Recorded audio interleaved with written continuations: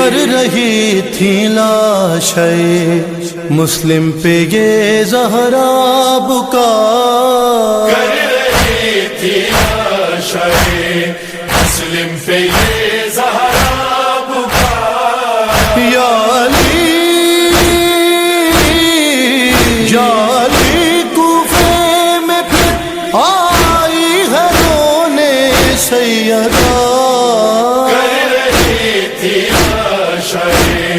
مسلم پہ یہ زہرا بکا۔ یا مدبر اللیل والنہار یا محول الحول والاحوال حول حالنا الى احسن الحال، یا ملین الحدید لداود علیہ السلام افعل بنا ما انت اہلو ولا تفعل بنا ما نحن اہلو، بجائے محمد عطرت الطیبین الطاہرین المعصومین، یا رب الحسین بحق الحسین اشف صدر الحسین و بظہور حجت المہدی صلوات۔ اللہم صلی علی محمد و آل محمد۔ بانیان مجلس کی تکمیل مقاصد کے لیے بھی صلوات پڑھیں۔ اللہم صلی علی محمد و آل محمد۔ مرحومین کی درجات کی بلندی کے لیے بھی صلوات پڑھیں۔ اللہم صلی علی محمد و آل محمد۔ جتنے آپ معزز محترم شرفاء عزادار ماتمی اپنا اپنا آرام اور مصروفیت چھوڑ کر مسافرائے شام بی بی کو پرسہ دینے کے لیے تشریف لے آئے ہیں، سارے خیالات سے بے نیاز ہو کر بآواز بلند صلوات پڑھیں۔ اللہم صلی علی محمد و آل محمد۔ جس مقام پر عزاداری ہو رہی ہے خالق اس مقام کی اور عزاداروں کی حفاظت فرمائے، تمام مومنین کی حفاظت کے لیے اور اس بیماری سے نجات کے لیے بآواز بلند صلوات پڑھیں۔ اللہم صلی علی محمد و آل محمد۔ ماشاءاللہ لا حول ولا قوة الا باللہ العلی العظیم۔ اعوذ باللہ من الشیطان اللعین الرجیم، بسم اللہ الرحمن الرحیم۔ الحمد للہ الذی لا یبلغ مدحته القائلون ولا يؤسي نعماءه العادون ولا يؤدي حقه المجتهدون، الذي لا يدركه بعد الهمام ولا يناله غوص الفتن، الذي ليس لصفته حد معدود ولا نعت موجود ولا وقت معدود ولا أجل ممدود، فطر الخلائق بقدرته ونشر الرياح برحمته ووطد بالصخور ميدان أرضه، ثم الصلاة والسلام على نبي الأمي المكي المدني الملقب بالطه والياسين، الرسول المصدق المصطفى الأمجد المحمود الأحمد أبي القاسم محمد۔ اللہم صلی علی محمد و آل محمد وعلى آله الطيبين الطاهرين المعصومين المنتجبين المنتخبين المظلومين، لا سيما بقية الله المنتظر الثاني عشر، لعنة الله على أعدائهم ومنكريهم ومبغضيهم وغاصبي حقوقهم من يوم عداوتهم إلى قيام يوم الدين، اما بعد فقد قال رسول اللہ صلی اللہ علیہ وآلہ وسلم الحسین منی وانا من الحسین.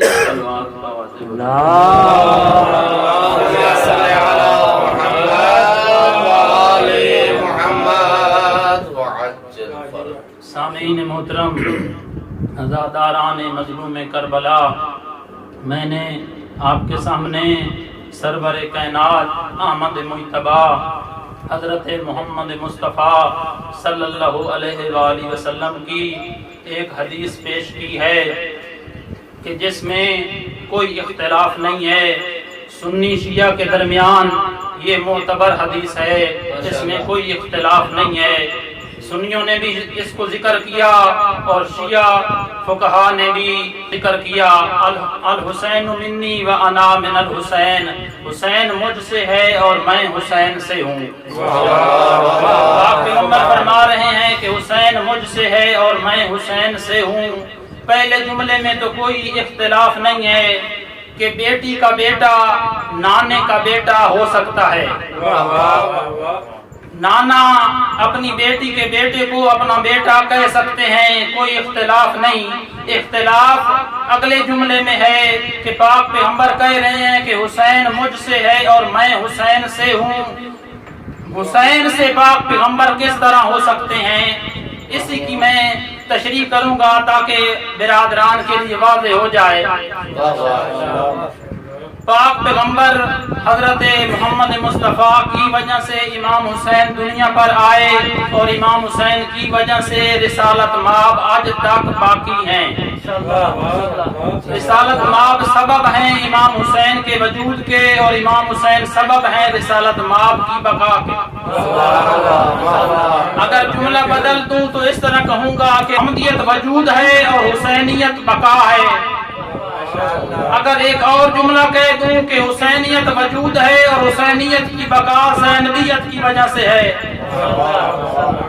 تو آج آپ کا کلمہ باقی بوجہ امام حسین باقی، آپ کی اذان باقی بوجہ امام حسین باقی، نماز باقی بوجہ امام حسین باقی، زکوٰۃ باقی بوجہ امام حسین باقی، خمس باقی بوجہ امام حسین باقی، زکوٰۃ باقی بوجہ امام حسین باقی، خمس باقی بوجہ امام حسین باقی، عمر باقی بوجہ امام حسین باقی، نئی باقی بوجہ امام حسین باقی. رسولوں کی رسالت باقی بوجہ امام حسین باقی، نبیوں کی نبوت باقی بوجہ امام حسین باقی، ولیوں کی ولایت باقی بوجہ امام حسین باقی. ایک اور جملہ کہہ دوں کہ خدا کی وعدلیت اگر آج محفوظ ہے تو بوجہ امام حسین باقی. حسینیت زندہ باد، حسینیت زندہ باد، آواز بلند صلوات. اللہم صل علی محمد. یہاں تک کہ آدم کی آدمیت اگر آج محفوظ ہے تب وجہ امام حسین محفوظ ہے.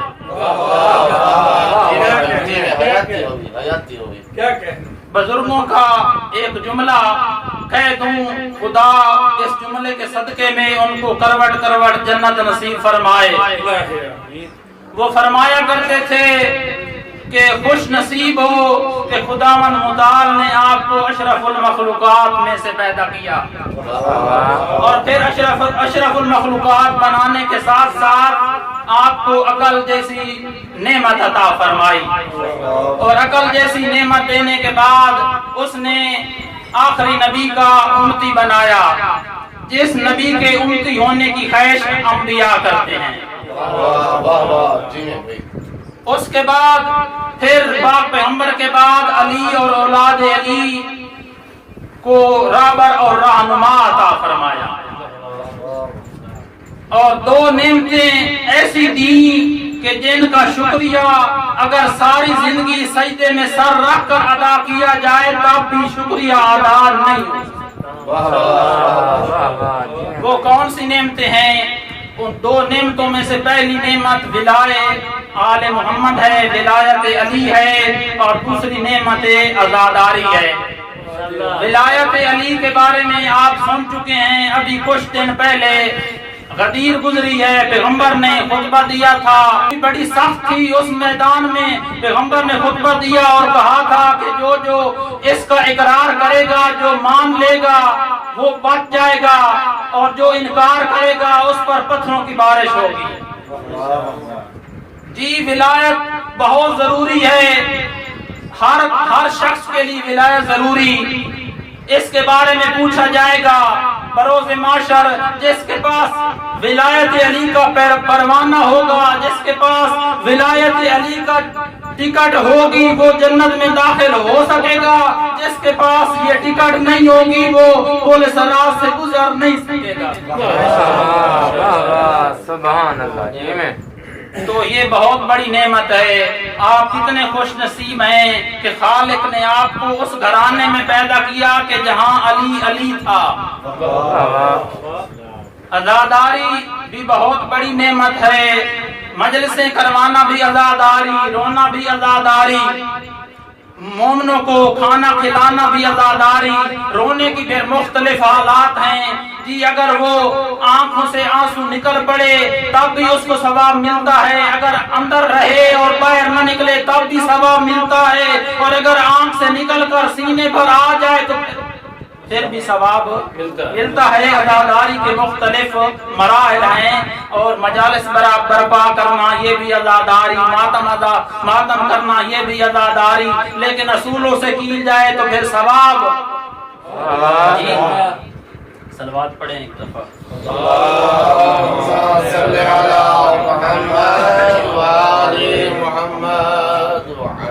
حضرت امام جعفر صادق علیہ السلام فرماتے ہوئے نظر آتے ہیں کہ میرے جد امجد کو ذات پروردگار نے کربلا کی شہادت عظمی کے نتیجے میں 3 انعامات اور فضیلتیں ایسی عطا فرمائیں کہ جو کسی نبی مرسل کو بھی نہ مل سکی۔ وہ کون سی نعمتیں ہیں؟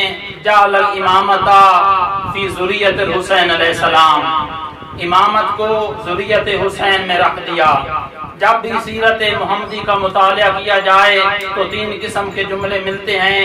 پیغمبر اکرم جب بھی حضرت امام حسین کو اٹھاتے، گود میں بٹھاتے، بوس کرتے اور یہ جملہ کہتے، یا بنیا انت سید و ابن السید و ابو السادہ، اے میرے بیٹے، اے میرے فرزند، اے میرے لخت جگر، آپ بھی سید ہیں اور ایک سید و سردار کے بیٹے ہیں، اور قیامت تک آنے والے سیدوں کے بابا ہیں۔ پھر دوسرا جملہ فرماتے، یا بنیا انت امام وابن الامام و ابو الائمہ، اے میرے فرزند آپ بھی امام ہیں، ایک امام کے فرزند ہیں اور 9 اماموں کے بابا ہیں۔ پھر فرماتے، یا بنیا انت حجت وابن الحجہ و ابو الحجج، اے میرے فرزند آپ حجت خدا ہیں اور ایک حجت خدا کے فرزند ہیں اور 9 حجت خدا کے بابا ہیں۔ یہ تھا پہلا انعام۔ اور حضرت امام جعفر صادق علیہ السلام یہ فرماتے ہوئے نظر آتے ہیں کہ خالق نے میرے جد امجد کو 3 انعام عطا فرمائے۔ ان انعامات سے پہلا انعام یہ تھا۔ دوسرا انعام جعل الاجابۃ تحت قبۃ الحسین علیہ السلام، مظلوم کے روض اطہر کو دعاؤں کی قبولیت کا مقام قرار دیا۔ 2 مقام ہیں کہ جہاں پر دعائیں قبول ہوتی ہیں۔ پہلا مقام کہ جب خدا آپ کو توفیق دے، آپ کو بیت اللہ کی حج نصیب ہو، اور جب آپ حج پر جائیں اور آپ کی نگاہ کعبے پر پڑے تو پھر جو آپ پہلے دعا مانگیں گے وہ آپ کی دعا قبول ہوگی۔ خالق فرماتا ہے آپ کی دعا کرنے میں دیر ہو سکتی ہے، میرے قبول کرنے میں دیر نہیں ہو سکتی۔ اور میدان عرفات پر جو بندہ بیٹھ کر رو کر اپنے گناہوں کو یاد کر کے دعا کرے اس کی دعائیں بھی مستجاب ہوتی ہیں۔ اور یہ بھی ملتا ہے کہ بروز محشر یہ میدان گواہی دے گا کہ میرا خالق یہ شخص میری پشت پر بیٹھ کر رو کر اپنے گناہوں کی معافی مانگتا رہا تھا۔ اور اس کے بعد دوسرا مقام، جب آپ حج پر نہ جا سکیں تو پھر مظلوم کربلا کی زیارت پر چلے جانا اور مظلوم کربلا کے قبہ اطہر کے نیچے کھڑے ہو کر جو آپ دعا مانگیں گے وہ دعا قبول ہوگی۔ تیسرا مقام کہ جعل الشفاء فی تربۃ الحسین علیہ السلام۔ تیسرا مقام یہ ہے، تیسرا انعام یہ ہے کہ جو خالق نے مولا حسین علیہ السلام کو عطا فرمایا کہ جعل الشفاء فی تربۃ الحسین علیہ السلام، شفا کو تربت میں کربلا کی مٹی میں رکھ دیا۔ یہ ایسا انعام ہے، ایسی فضیلت ہے کہ جو باقی کسی جتنی بھی مٹیاں ہیں کسی اور مٹی کو نصیب نہ ہوئی۔ مثلا نجف میں مولا امیر علیہ السلام موجود ہیں تو میں مولا سے معافی مانگ کر کہتا ہوں کہ آپ مولا موجود ہیں، لیکن اس مٹی کو بھی یہ فضیلت نصیب نہیں ہوئی کہ یہ شفا بن جائے۔ مکہ کی زمین کو بھی یہ فضیلت نصیب نہ ہوئی کہ وہ شفا بن جائے۔ مدینہ کی مٹی کو بھی یہ فضیلت نصیب نہ ہوئی کہ وہ شفا بن جائے۔ باقی پاکستان کی مٹی کو بھی یہ فضیلت نصیب نہ ہوئی کہ وہ شفا۔ یہ فضیلت اور انعام یہ صرف میرے مولا کو ملا کہ کربلا کی مٹی کو شفا بنا دیا۔ اتم الصیام وان کان ناقصا، السجود تربۃ الحسین وان کان ناقصا، اگر تربت حسین پر سجدہ کیا جائے تو وہ ناقص نماز کو تمام کر دیتا ہے۔ اور اس طرح ایک اور جملہ ملتا ہے کہ ہنو اولادکم بتربت الحسین علیہ السلام، کہ جب آپ کی اولاد پیدا ہو تو پھر آپ اس تربت کو شہد میں ملا کر یا زمزم میں ملا کر ان کو بچوں کو گھٹی دیں تاکہ پہلے دن سے ہی رشتہ حسین کے ساتھ جڑ جائے۔ محمد و آل محمد بلندتر صلوات۔ اللهم صل على محمد بار دیگر بلندتر صلوات۔ اللهم صل على محمد وآل محمد۔ وہ حسین کہ جس کی اتنی عظمت تھی کہ جس کو خالق نے اتنے انعام عطا فرمائے، جب میرے مولا مدینے سے نکلے، میرے مولا مدینے سے 28 رجب کو نکلے تھے اور 3 شعبان کو مولا مکہ میں پہنچے تھے۔ جب مکہ میں میرے مولا پہنچے تو رجب شعبان رمضان اور شوال اور ذوالقعدہ یہ میرے مولا مکہ میں رہے، اور جتنے عرصہ میرے مولا وہاں رہے کوفیوں کے خط آتے رہے کہ مولا آپ ہمارے پاس آ جائیں، ہمارے پاس کوئی امام نہیں ہے تاکہ ہم آپ سے رہنمائی حاصل کریں، آپ ہمارے رہبر و رہنما بن جائیں۔ تو جب خط پہنچتے رہے تو جب مرگ معاویہ کی خبر کوفیوں نے سنی اور یزید کا تخت نشینی سنا تو اس وقت انہوں نے پھر خط لکھا، اور مولا نے اس خط کا جواب دیا کہ اپنے بھائی ابن عم کو خط بھی لکھا کہ میں آپ کی طرف مسلم ابن عقیل اپنے بھائی، میرا یہ وکیل ہے، میرا یہ سکہ ہے، میرا یہ معتمد ہے، میں اس کو بھیج رہا ہوں۔ جب مولا نے یہ خط لکھا اور جناب مسلم سے کہا کہ آپ جائیں اور وہاں کے حالات کو دیکھنا، اگر موافق ہوں تو پھر مجھے بتانا، پھر میں یہاں سے سفر کروں گا۔ اور مولا حسین جناب مسلم کو گلے لگا کر کافی دیر روتے رہے، اور جناب حسین علیہ السلام نے یہ دعا فرمائی کہ خالق آپ کو اور مجھے شہادت نصیب فرمائے۔ جناب مسلم کی کتنی عظمت تھی، جناب مسلم کے کتنا مقام تھا کہ جس کو حضرت امام علیہ السلام اپنے گلے کے ساتھ گلا لگا کر، سینے کے ساتھ سینہ لگا کر یہ دعا دے رہے تھے اور جناب مسلم کو کوفہ کی طرف روانہ کر رہے تھے۔ جس وقت عزاداروں جناب مسلم کوفہ میں پہنچے تو کافی لوگوں نے جناب مسلم کی بیعت کی، حقیقت میں وہ بیعت مولا حسین علیہ السلام کی تھی، کافی لوگوں نے بیعت کی۔ پھر ایک دن ایسا آیا کہ جناب مسلم نے مغرب کی نماز پڑھائی تو کافی تعداد تھی، مسجد بھری ہوئی تھی۔ عزاداروں جناب مسلم نے عشاء کی نماز پڑھائی تو کوئی بندہ بھی پیچھے نہیں تھا، سارے بندے چھوڑ کر چلے گئے تھے۔ عزاداروں پھر جناب مسلم اکیلے مسجد سے نکلے اور کوفہ کی گلیوں میں پھرتے رہے۔ جناب مسلم کو پتہ نہیں تھا کہ یہ گلی کس طرف جاتی ہے اور یہ گلی کس طرف جاتی ہے۔ عزاداروں جناب مسلم ایک گھر کے ساتھ ٹیک لگا کر بیٹھ گئے۔ جس وقت جناب مسلم بیٹھے اس گھر سے ایک بی بی نکلی، جناب مسلم نے ان سے پانی طلب کیا۔ عزاداروں اس بی بی نے جناب مسلم کو پانی دیا، جناب مسلم نے پانی پیا۔ جس وقت جناب مسلم نے پانی پی لیا پھر جناب مسلم وہیں بیٹھ گئے۔ جب وہ واپس آئی تو مسلم وہیں پر بیٹھے ہوئے تھے۔ عزاداروں جس وقت اس نے دیکھا کہ اب یہ شخص پھر بیٹھا ہوا ہے تو اس نے کہا، اے عبد خدا، تیرا اپنا گھر کوئی نہیں، آپ اپنے گھر کیوں نہیں چلے جاتے؟ کوفہ کے حالات بہت خراب ہیں۔